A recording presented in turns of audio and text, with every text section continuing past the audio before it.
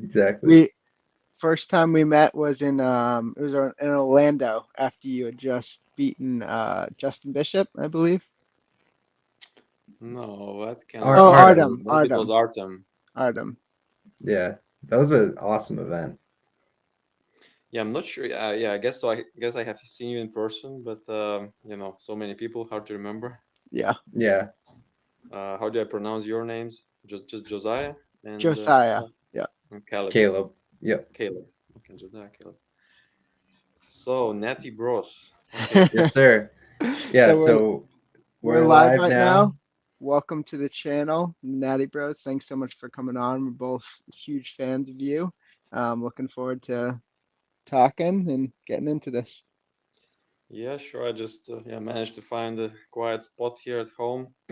Having a kid is sometimes a problem with these kind of live streams, but yeah, All right, just yeah, awesome.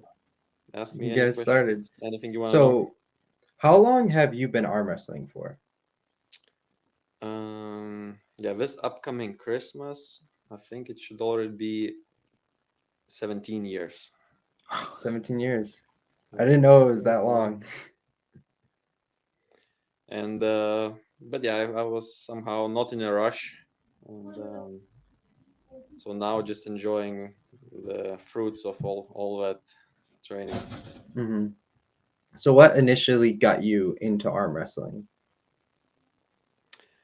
When I found the sport, I immediately somehow knew that I should be good at that, and then just kept winning, and winning is nice, so I stayed in the sport. Yeah. So, did Pretty you have simple. like a favorite arm wrestler when you started? I remember Devon was for sure one of the names. Somehow I remember thinking about Siplenkov being such a juice head, let's say, versus Devon being a natural guy. So I was always rooting for Devon. Maybe a little bit different right now, but it is what it is. hmm Awesome. So you've been in a lot of amazing matches, Arm Wars, East versus West, and there's a couple of matches in particular I'd like to talk about. But looking back, what is like a match that really stands out to you as being like the hardest match you've ever had? Yeah, so I think that one is pretty easy to choose. Must be the match with Daniel Prokopchuk, Yeah. the one which I won. Yeah, when was it, last year? Or yeah, I think it was last year. Just because he was such a he had that style which seemed to cause a lot of troubles to me, to my style. Felt like even if I was sometimes stronger in general, he just managed to exhaust me in that position with his verse flopped. Yeah.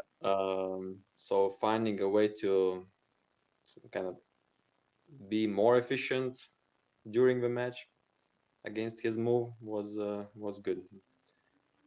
So I am a lot more confident now against those kind of floppers. And Yeah. What was going through your mind throughout that match? Because you went down early and then you had to make that comeback. Like, what were you thinking? Were you just thinking, I have to be more efficient than him? I have to conserve energy better? Like, what was going through your mind? yeah, so sometimes I can be more aggressive or less aggressive depending on how much do I want to risk damaging myself.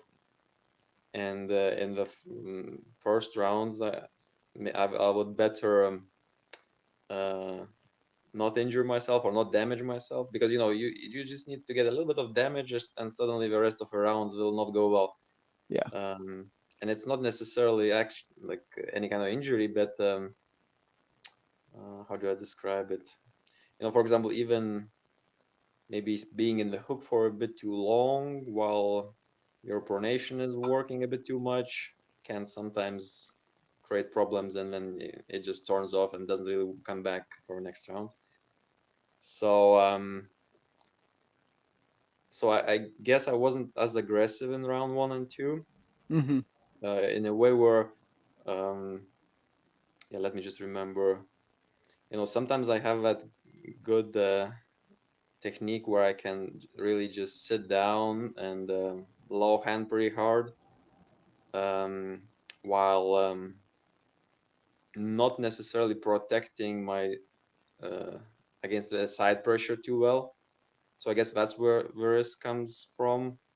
If the guy decides to really aggressively push sideways, maybe my choice would not be that great.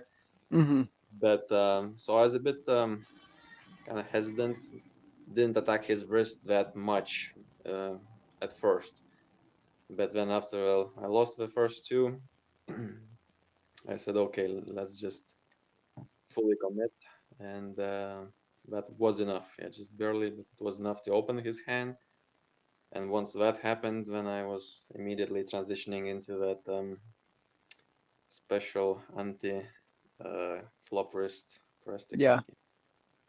That I actually just rewatched that match recently, and it's super impressive. During one of the Arm Wars like behind the scenes video, Neil and Devin were telling you two like opposing views on how to beat Daniel, and this was before the match happened. Who ended up being right, or were both of them wrong? Because they both were giving you advice, and they're both fighting each other. Like, who ended up being closer to what actually worked? Yeah, I think I ended up being right. I just Yeah. did my own thing basically, just Yeah. better. Neil was saying that somehow he wanted me to be a bit more aggressive sideways, more explosive maybe. Um, but yeah, I'm just not that guy, and trying to go in that direction would make me not as good in my own like best move. So couldn't really use that. It might still work in some other cases, but especially here against Daniel, where he's just so solid inside, and Hmm. you will never really just flash him. So and Devon, I think I'm not sure if Devon really had any strong opinion on what I should do, but I think he was saying about getting high and pressing. I think that's what he was saying. He's talking about the transition to the press. maybe all right. And I remember at the time during that discussion, I did not have I did not improve my side pressure to yet. So I was telling him that uh, even if I maybe get his hand, I still cannot really transition to a press because he would immediately regain the hand. I experienced that being a problem a couple times before. Hmm. So it felt like I can't really go sideways at all because if I just stop pulling backwards, then he gets the hand back and then it's terrible. So, but yeah, somehow I guess a bit more overall side pressure really helped to feel more comfortable sideways and then Yeah. so, So you've had a lot of success against like hook and inside pullers. Is there anything that you're looking for in the setup? Like, are you trying to get your low hand established beforehand? Are you trying to make sure they're set up a little outside their shoulder? Like, what are you looking for? yeah, the low hand top roll technique is really meant to stop the hookers, right, from cupping you in. It really helps to open their hand. So yeah, no surprise that I get probably the most success against those kind of guys. Um, I don't want them to grab me too low. Because if they do, then I'm forced to do something else. I'm forced to rush sideways a bit too, yeah, much earlier than I would like to, which I did not do correctly against Artur Makarov, for example. So it's not like I don't like if I'm gripping me low, but the low hand technique wouldn't work anymore. I would have to switch things up. But assuming that they don't grip me too low, then I can really apply a lot of pressure to their fingers, I guess, and just the way the mechanics of the hand work. Um, feels like it's a very overpowered technique, to be honest, because you almost doesn't matter how much power the opponent has. I should still be, if they just try to statically hold it, they will probably fail. Um, the fingers will open up in any case, just because of the levers and physics. Hmm. So that's what I really like about. Sometimes I can really beat so much stronger and bigger opponents just by them not being technical enough. And a Yeah. lot of the times you're kind of more like catching them here instead of like actually Yeah, trying yeah, yeah. to hit into them. Is It that so that also you can helps. like open Just up their helps hand to a little more? apply more pressure on the fingers, not necessarily. So I don't go too much into the hand, but just towards the fingers alone. Um, I guess that's what it does. Got it. And then But yeah, another I guess it's a ma- bit difficult to explain these nuances during the stream, but Yeah. yeah. yeah, another match that stands out against someone who has a completely different um, move is your recent match against Giannis Amalins. That's another amazing match where you came back from. Talk to us a little bit about that and what was going through your head as you went down early in that match. Yeah, that was a bit surprising to me because during the whole match I felt very good, felt stronger. Um, but the thing which surprised me was the referee setup. They really, not sure if I should blame referees or not, but felt pretty bad. Not sure how can we even solve it because um, they just put us both in this low hand position, and you can't really close your fingers too well. It's not like this. It's just kind of like this. Yeah, Um, so almost really very hard to gain any hand control. And in the first couple of rounds, I felt confident. I thought I was stronger, so I kept trying to secure that some kind of hand control. Um, but Giannis was really just a bit too aggressive in the setup, really running away like crazy. Plus the referee setup, plus he's maybe false starting a little bit, so couldn't really have a normal setup like you would normally have in some training session, right? yeah, It's really like feel like I'm kind of it's on my fingers at the fingertips, and I should probably think a lot about this before going into this next match with Danilus, because it might be a very similar situation. So, but yeah, that's what happened. And then once I realized that, okay, yeah, I will not be able to gain that hand control. I said fuck it, and just yeah, was willing to give my wrist away, and then immediately realized that okay, it's so much easier suddenly because yeah, I don't need to worry about Giannis climbing so much. yeah, Elbow felt great, so I think it was round 4 when I really started to press for real, and I knew that I will. Normally I don't try to finish this floppers press to the pad.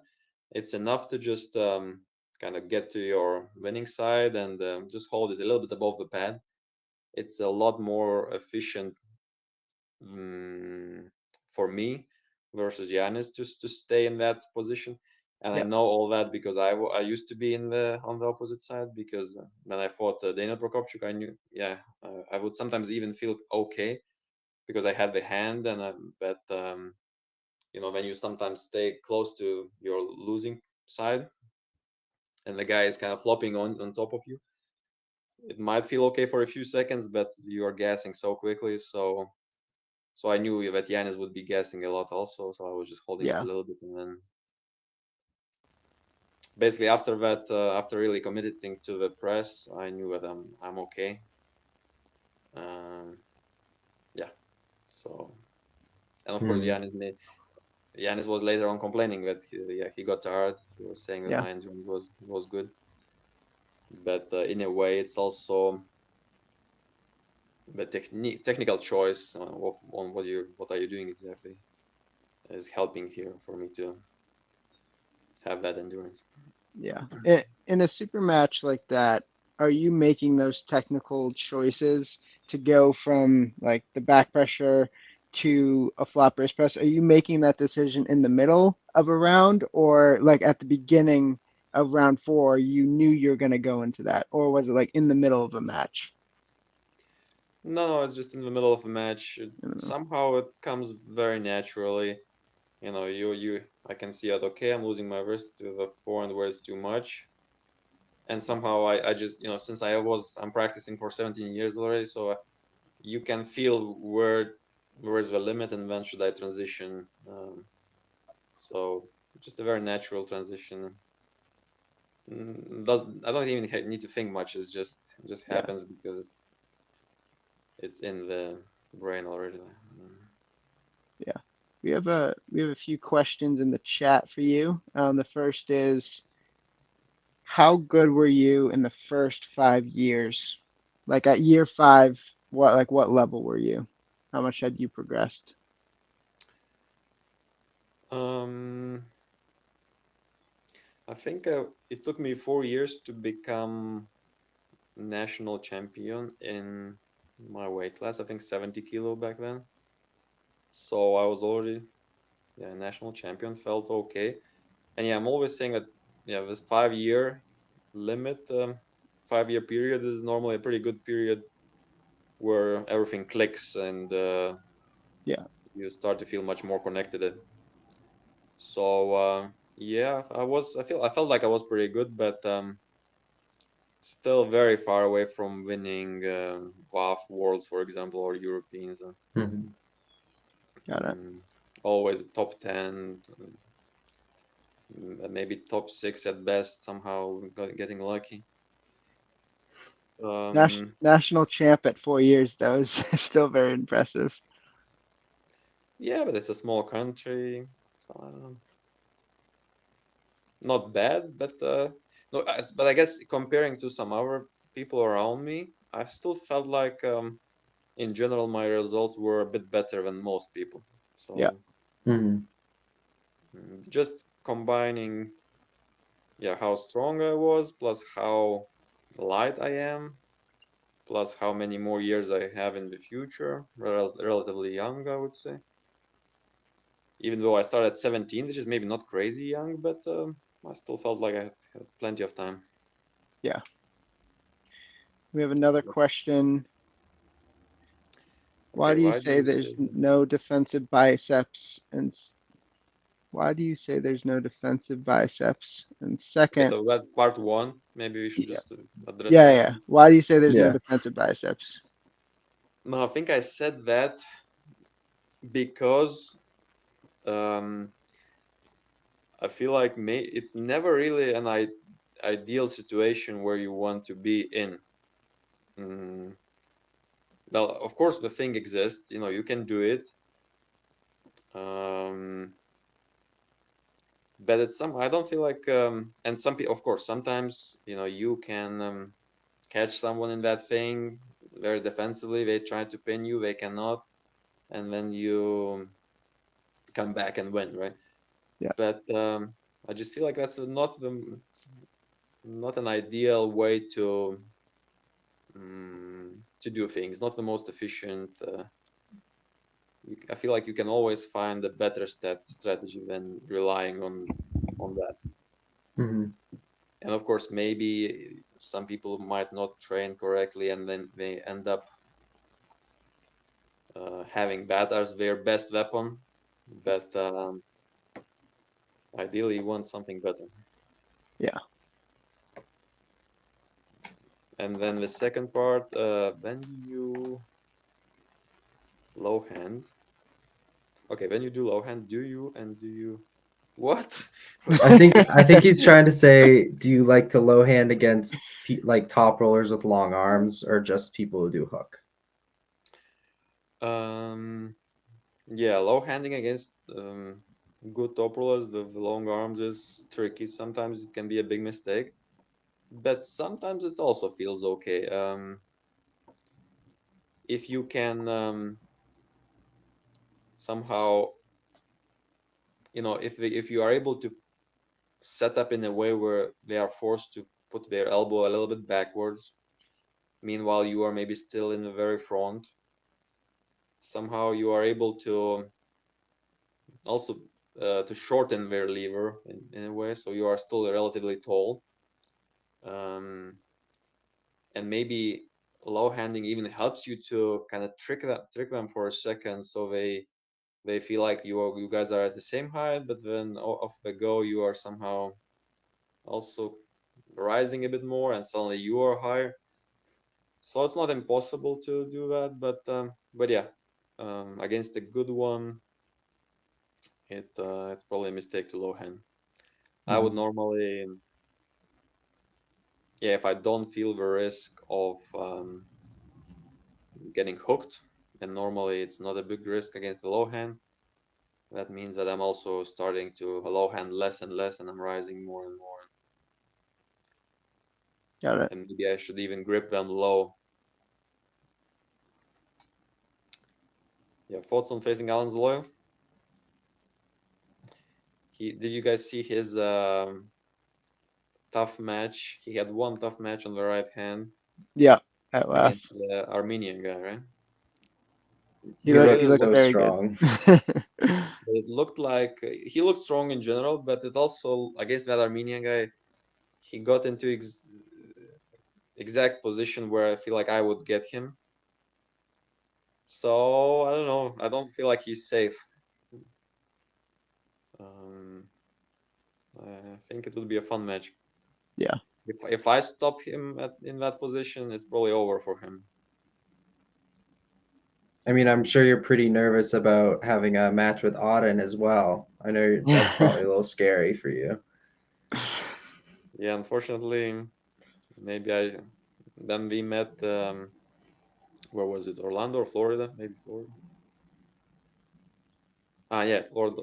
Yeah, no, it was in Texas. So Arlington, right? Hmm.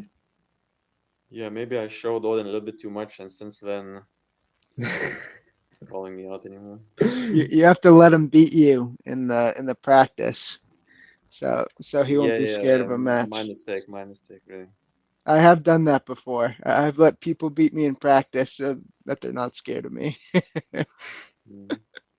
So you talked a Normally, little bit. I'm good at those kind of things. I'm normally kind of taking it a little lightly, but somehow he was helping me to warm up before Giannis, and I guess I went a bit too hard.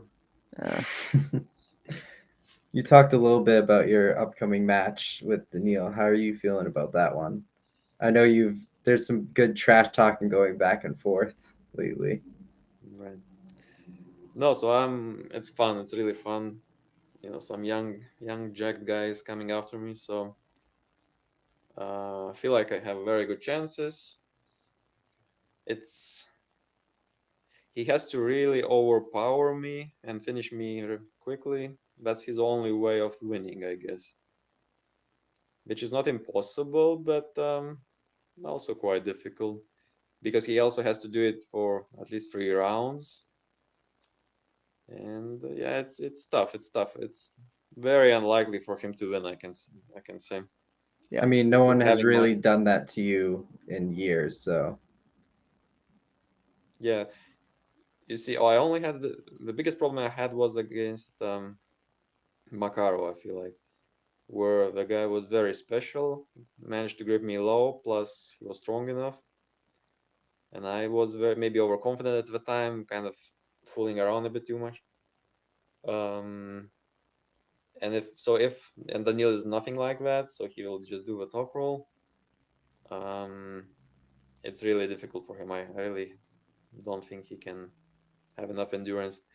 And also, well, he is, of course, people are saying that he's getting a lot stronger lately. Not sure how, but I guess he is. That's still interesting, I guess, to see how much stronger can he get.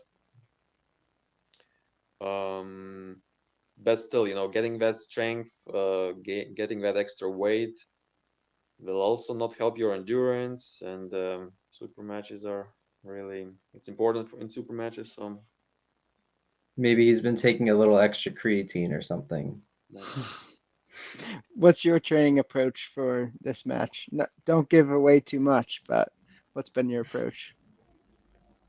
Um, Yeah, I was working a little more on some cupping and fingers and a bit more rising, just to make sure that the hand is in a good shape and I'm not getting top roll too easily.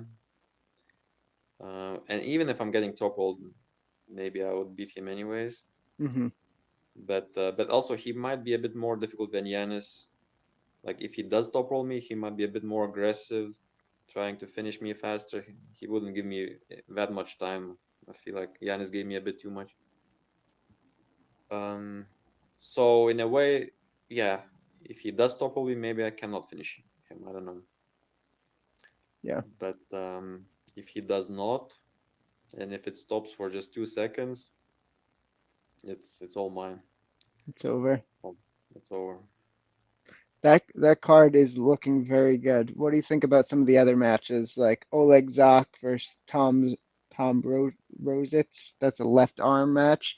That one looks really good. I know he's been training really hard with Giannis and Coach Ray, and Oleg is Yeah, but starting to look Oleg is more like it. Oleg. Yeah, It's probably you cannot bet against Oleg here. I don't think so.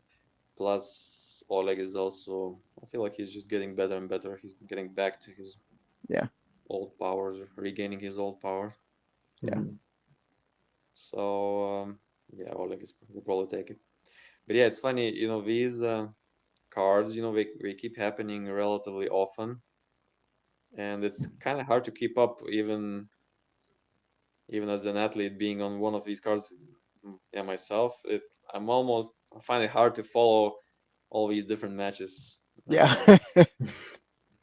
Well, we have one of So, our guys on the card. We train with Jared Catterett a lot, and he okay. has the match with Vitali coming up. What do you think of that one? Yeah, I don't know. Yeah, you guys must know how good Jerry is right now because if he's not in his best ever shape, then it's not gonna be a good match. Yeah. Yeah. Well, we'll keep our thoughts about that until after the match, but How good is he? Can you say something or not? Jerry is Jerry. He's been Yeah, pulling Jerry. for a very long time, and I think his style is very good against Vitali. But Vitali, I think, is in amazing shape. He was ready for Devon, so I know he's in top shape. So it's just different. Like Vitali quit his job, like he doesn't have to ride trucks anymore, and like arm wrestling and training is his full-time job. Over here, most Americans or North Americans don't have that luxury. Like Jerry still works a very demanding job, so there is a difference there. But I think Jerry does still have a good chance. But Vitali's clearly the favorite. Jerry is also getting old, and Yeah, we do have some of these guys like Hutchings, but it's really not everyone can last for that long, right? yeah. But I think it will still be a good match. What do you think of number three rematch of Todd Hutchings versus Rackley? Yeah, it's getting boring already. I I know. almost don't want to see it.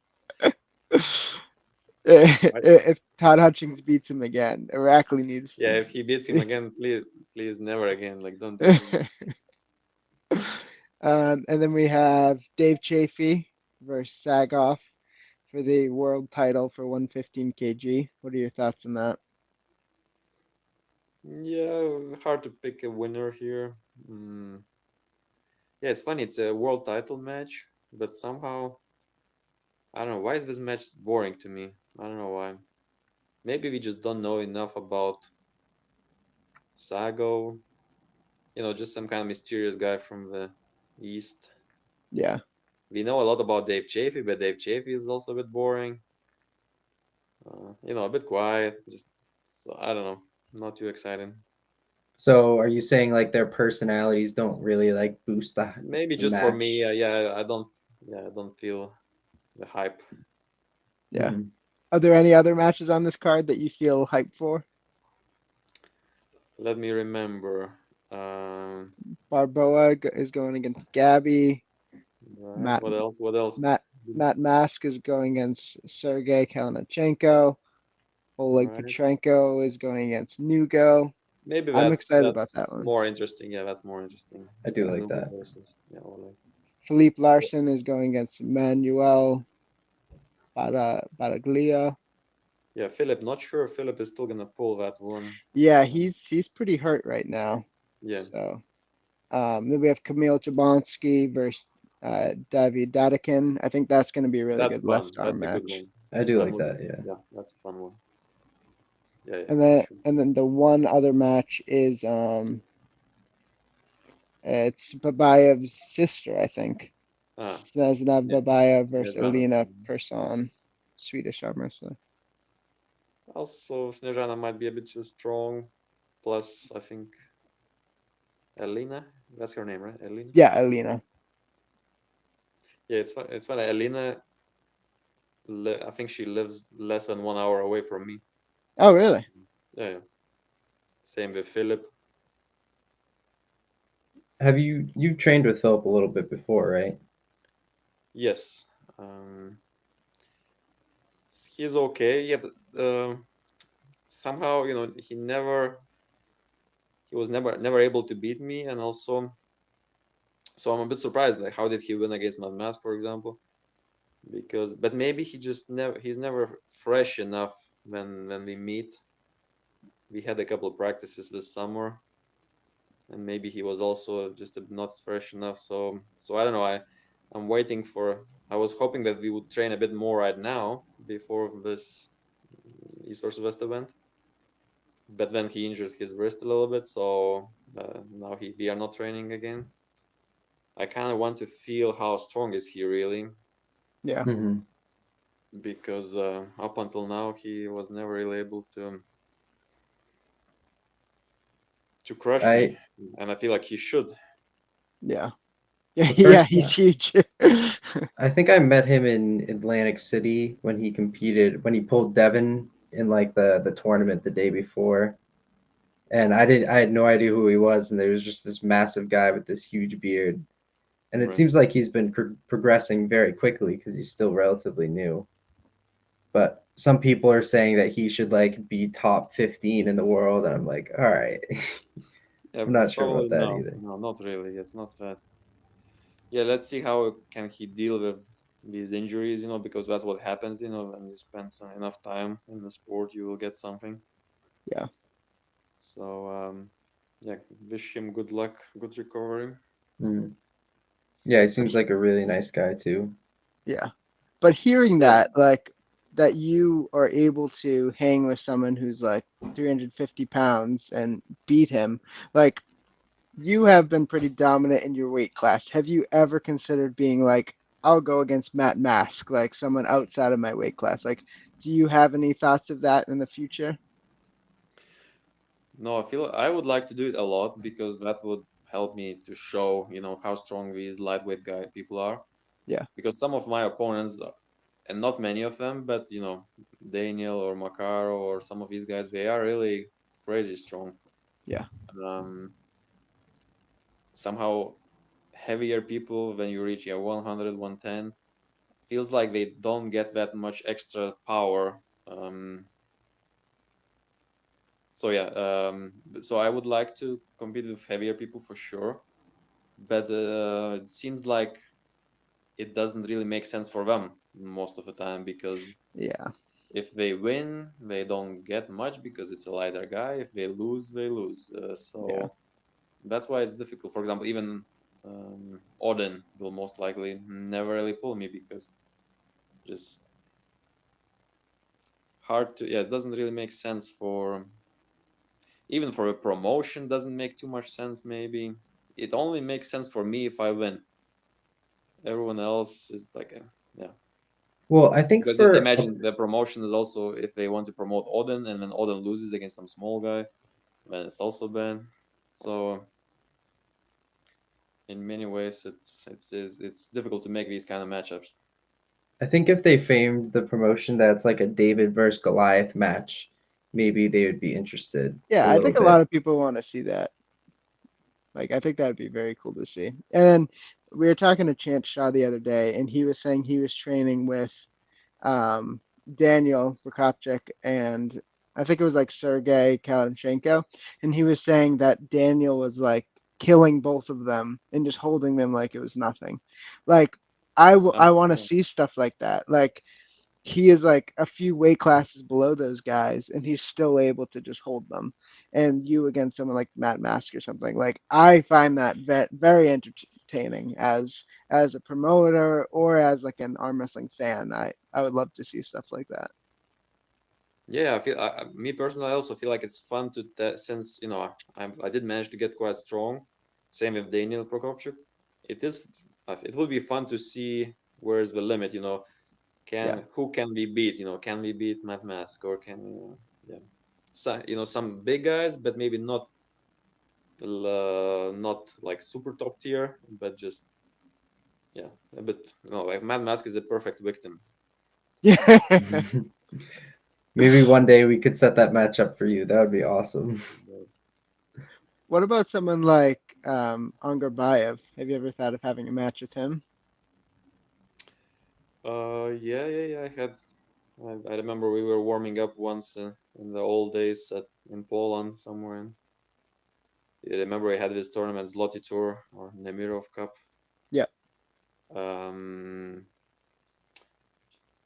I wonder how good is he right now because he had some injuries, I remember, and Yeah. it seemed like he didn't really recover that well.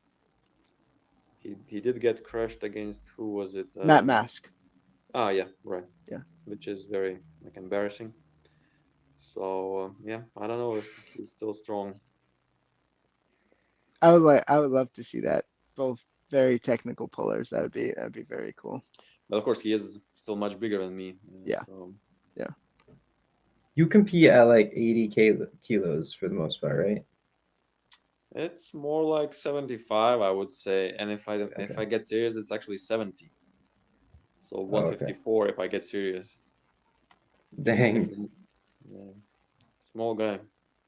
I compete at 80 for the most part, but I'll have to cut to 75. I'm gonna probably try to do juniors next year. Do you have any tips for like people more around our size for like what we should focus on for training? Um, well, I guess it doesn't matter on your weight. Everyone. I feel like everyone should focus on some things. Um, I always, recommend focusing on somehow just frame, static strength, tendons, joints, not so much muscle. I feel like those kind of investment in those areas is not gonna disappear so quickly. So it's always worth it. Meanwhile, if you work on muscle a bit too much, then you might take a short break. Muscle always fights your kind of, I would say, your strength. Normally the body doesn't want to be strong for no reason, and it's hard to keep it up all the time. If you take a 2 week break, maybe the muscle wants to relax already. So I was always kind of working in that kind of mindset where any strength gained in my tendons and joints will kind of last forever. So I just keep investing in those areas, and I Hmm. seem to be working. Hmm. I can be relatively relaxed, and I'm not losing my power. Um, so yeah. Yeah, listening to your like training mantra through your YouTube videos and like when you did those cool videos with Coach Ray when he came to your house and like that was very cool to hear. But the thing that like is very interesting is America is very like no pain, no gain. It's all about like pushing yourself and Right. sweating and like doing really heavy weights and stuff like that. And then to hear your perspective was very different. It was more about overall health, about nutrition, about making sure your body feels good. And it's Yeah, very longevity. yeah, longevity. It's just very, very different than the American mantra. So I think it's important for our American audience to hear stuff like this because arm wrestling is like a longevity sport. Like Todzilla is 60 and he's still competing very well. John Brzenk. There's a lot of people who've been around for a long time who have been in the sport for a while and still doing very well, yourself included. So I think it's very important to think of it as more of a marathon, not a sprint, not hurting yourself, staying healthy. So I think that training mantra that you've pushed is very important, very helpful. Well, of course, everyone can choose their own um, strategy. I just feel like we should still always think about the balance between risk and reward.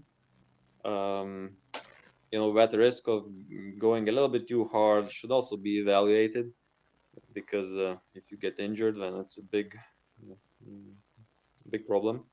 Yeah, So, and of course, pushing a bit harder might reward you, especially short term.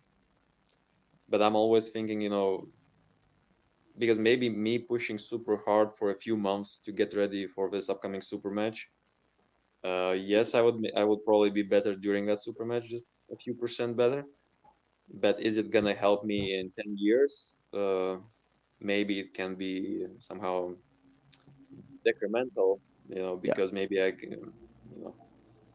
get some small injury or whatever. So it seems like for the thinking long term, kind of makes sense to just be super consistent and stay at a relatively okay level, but you don't necessarily need to peak extremely hard because those peaks will always come down and then yeah. So I've never really liked the idea of peaking for arm wrestling because I feel like that usually just means steroids in the sport for right. for a lot of these guys. So like I know it's different for natural people. But so when you train, are you training like a couple exercises every day? Or are you just training like a couple days a week? What do you usually prefer? So I guess everything turns around the table sessions, making sure I can get at least one table session a week, and then it's normally pretty long, focused on the static strength. So making sure that I always activate those tendons and joints, to make sure that they feel some stimulation. And then the rest is just a bit of recovery, muscle strength, health, flexibility. Um, so nothing too intense afterwards. Maybe some rubber bands from time to time, trying to be a bit more explosive as well. But um, I'm just mostly focused on that table time session once a week, trying to be super consistent at that. And then I am always confident in just knowing that my joints and tendons are slowly still getting better and better. But also, if I only did that, then maybe it would be a bit too specific, and then I might start getting a bit injured, and the progress might slow down because you are not so well balanced. And so I do make sure that some triceps, biceps, everything, some healthy full range motions um, during the rest of the week. And yeah, so that seems to be pretty good. so it sounds like a great training split. So to go in a little different direction, I don't want to spend too much time on this, but it's been a very obvious thing in the arm wrestling community. What are your thoughts on some of the recent stuff that has happened in the arm wrestling community with Engen Terzi leaving East versus West, with Georgia versus the World popping up? What is your general consensus on this? Is it good for the sport? Is it bad for the sport? Is drama good for the sport, or no? Very, very controversial topic. Okay. No, so I feel like Engen selling the company in a way is a good thing because people are able to invest a bit more money, maybe more than he was able to. So I think that will bring us even more views and maybe money one day. Hmm. Him, I feel like he maybe didn't leave in the way which he wanted to. So that's another topic. No, I'm not too much into those details. Of course, nobody wants Engin to be too sad about it, but I guess he's okay. I'm not sure. So in general, I think things worked out pretty well. Yeah. Seems like the promotion is moving forward, and that's that's good for me. Yeah. Mm. Yeah. What do you think of Engen's upcoming match? It's the rematch against, is it Artur Archer? Makarov. Yeah. Yeah. So he'll try it again, I guess. Seems like it's his third time. I, it would be a bit surprising if he did manage to beat Arthur this time.